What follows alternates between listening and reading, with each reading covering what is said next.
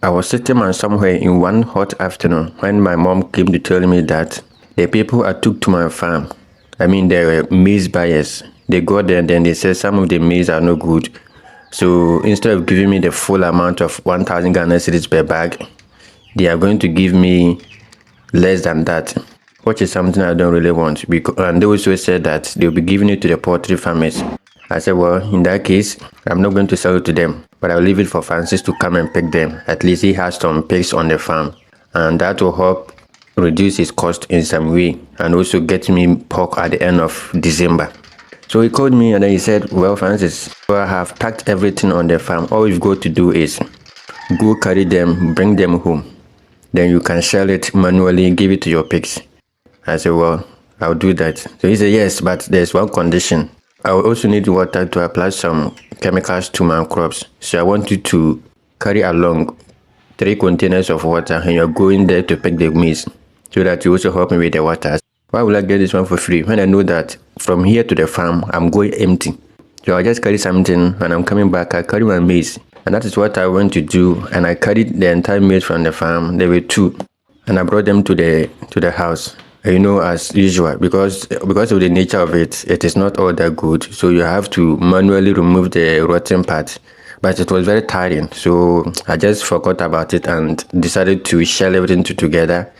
And in the local way, we put everything in the sack. We beat with some stick to ensure that all the grains are removed from the cob. You understand? So when that happens, I'll then go to winnow it. When I winnow, all the dust to go off, including some parts of the rotten ones. But the stubborn ones will still remain.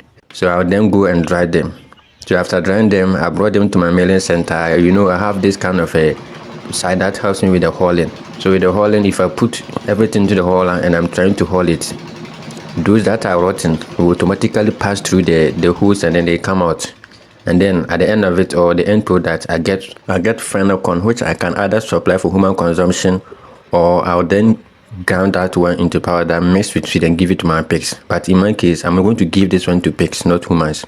So that is how I always tell you about feed cost reduction. I'm always on the lookout for ways. Any little opportunity I see, if there's something I'm even to do in exchange for it, I'll do it quickly. In this case, I had to carry water on the motorbike. That is about 75 liters of water on the motorbike in exchange for this. So when I did this thing too, I got about 30 kilos of corn after everything. You understand? So that one's also, I can say, it's free for me like that. So basically, that is what you are seeing me do here. And in the local way, we beat it, remove the cob, and then we isolate the grains. After which we go to winnow the maize and we dry the actual grains. If everything is okay, I can then go and mail it. If it is not, I have to send it to the hauler, and then the rotten ones or the bad ones will find their way out, and then the original ones will be maintained, which I'll then grind into powder and give it to my pigs. So these are all reasons why usually I tell you that for me, I don't spend more than 1,000 on a single pig. You understand? That is what I do. I leave messages around. If you know anybody who has this kind of corn that is not too good, that's not also too bad, and the person wants somebody to even sell it to, just call Francis. I'll come there. If even I'm to give you something in return, maybe it is monetary or just something in kind, I will do that, and I'll carry the maize to my farm. So after getting the grains for the cobs, where the grains were attached, they are not discarded.